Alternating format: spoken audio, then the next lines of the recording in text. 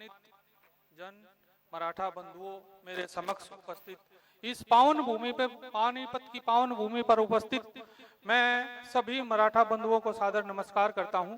मेरा नाम राहुल मुदगल है। मैं मराठा सरदार मोहनजी राव का वंशज हूं, कसार से हूं। ज्यादा बात नहीं करूंगा। उपस्थिति जो है मंच पे और मंच के समक्ष, वो कार्यक्रम की गरिमा के अनुरूप है। मैं सर्वप्रथम मैं अपने भाई जगवीर मराठा जी से, जिनसे मैं पहली बार मिल रहा हूं, उनको बधाई देता हूं। उनकी पूरी टीम को, उन्होंने शानदार प्रोग्राम किया है। हमारे जो पितृ इस भूमि पर शहीद हुए, उनकी कृपा उन पे, उनके परिवार पे सदैव बनी रहे।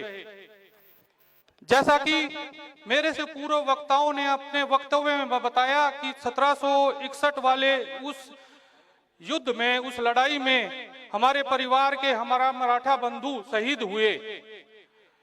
मैं देख रहा था, ये जो भूमि है, ये रेत है, ये मिट्टी है, ये कोई साधारण मिट्टी नहीं है, ये साधारण भूमि भी नहीं है, ये पावन है। मेरा आप सबसे निवेदन है कि जो दूर दूर से हमारे मराठा बंधु आए हैं, वो इस मिट्टी की, इस धूल की, जिसमें हमारे पूर्वजों का रक्त है, उस रक्त के अंश हैं, आज भी हैं, जरूर लेके जाएं और अपने पूजा स्थल में रखें।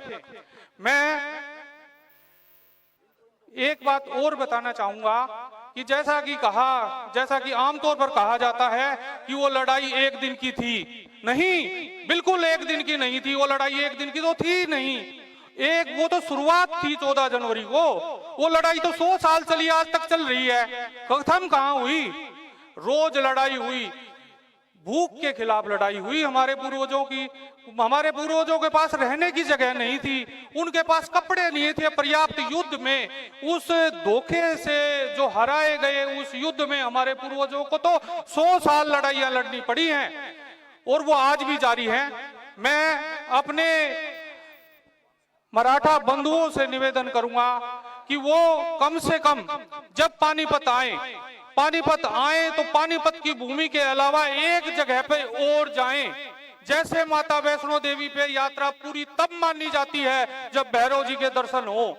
हमारे मराठा सरदार सदाशिव भाऊ जी की जो समाधि है, कम से कम साल में एक बार वहां भी जरूर जाया जाए।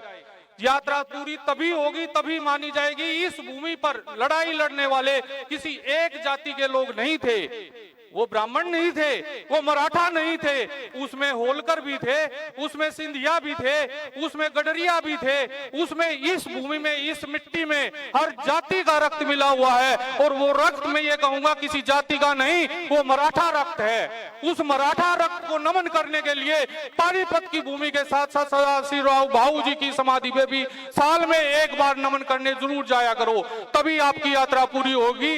इसके अलावा एक बात मैं अपने भाई, आज जो मैं पहली बार जगवीर भाई साहब से मिल रहा हूं, एक मेरा करबद्ध निवेदन है उनकी पूरी टीम से, जब भी ये आयोजन हो, उस आयोजन में उन सभी मराठा सरदारों के चित्र भी हो, उन पे माल्यार्पण भी हो।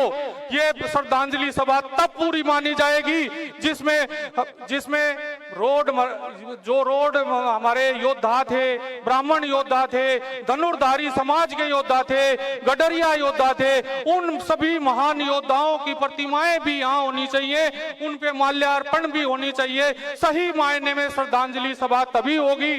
ज्यादा जैसे कि वक्त की सीमा भाई साहब ने बता दी, मेरी भावनाओं अपने उन पूर्वजों को एक बार मैं फिर नमन करता हूं, और मेरे भाई साहब से मैं निवेदन करता हूं कि अगली बार यहां उन महान सभी बिरादरियों के योद्धाओं की प्रतिमाएं हो, हम उन पे माल्यार्पण करें। जय जय भवानी, जय जय भवानी, जय जय भवानी।